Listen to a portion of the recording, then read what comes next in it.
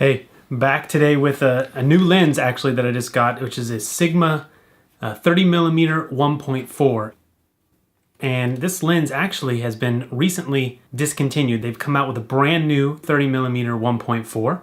And so my main goal with this video is to just tell you the advantages of having a prime lens. It's a great way to start. A lot of people ask me, what's the lens I should buy, right? They bought a body only because they didn't want the kit lens, and now they need a good entry-level lens for really doing everything. And the problem is that you need a kit of lenses to do everything. No one lens is going to do all the things you want, but a prime lens is a great way to start because you can get that really wide aperture, which allows for the shallow depth of field, the blurry background. It allows for extra light being brought in to the camera because you have that large aperture, and it's nice and sharp. This lens has been out since I think 2005, and it has been a really popular lens in the APS-C format cameras. So like I'm shooting here on a Canon 60D, and this is a T2i that you're seeing it attached to here. This lens gives you the same field of view almost as a 50mm. So that's really a standard size when it comes to photography and videography because it's close to what the human eye sees.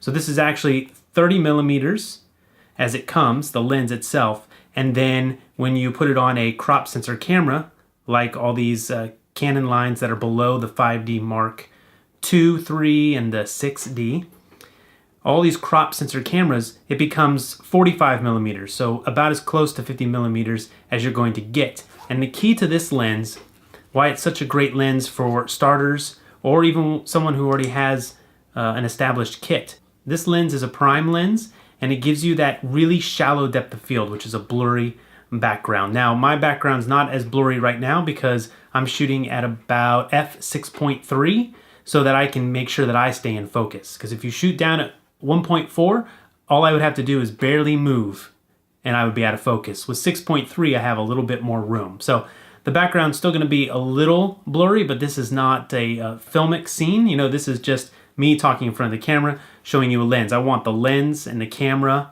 to both be in focus while I'm talking to you, as well as my face. So this lens does allow you to go down to 1.4. And the other major advantage to having a lens that opens up an aperture that wide is that it lets in a lot of light. So even more important than that shallow depth of field that you're gonna get, the blurry background, the lens I'm using now on the 60D is a Sigma 18 to 50mm 2.8 to 4.5, and you can check the links in the description of this video for all the gear that I'm using in this video.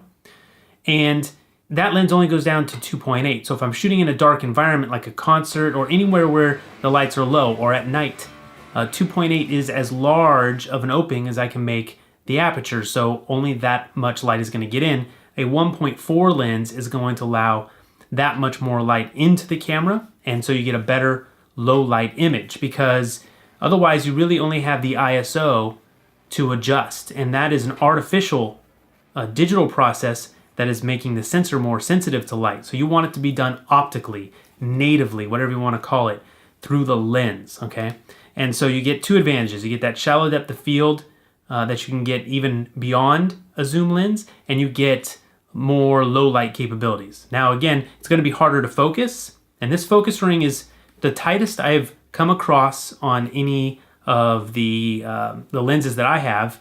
It feels real stiff, but the good thing is you're not going to knock it out of focus, especially when you're focusing on real critical subjects, right? Where your depth of field is just a really shallow, you know, if my nose is in focus and my ears are out of focus because I'm shooting at 1.4, I'm not going to be able to move the camera and have this go out of focus on me. So I do like it for that reason. It just takes a little getting used to, but it is normal. If you have this lens and it feels stiff on the focus ring, it's normal. So this gives you a great place to start for a lens. You get a lot of light and you get that shallow depth of field. And a prime lens is going to be even sharper. Now I wouldn't suggest shooting at 1.4. This lens is sharpest at about 2.8 and above on the aperture. But if you need 1.4, it's there for you. So check out the links below this video for this lens, for the old version and maybe the updated version as well, depending on what's out at the time that you watch this video. And please subscribe and ask questions in the comments. See you next time.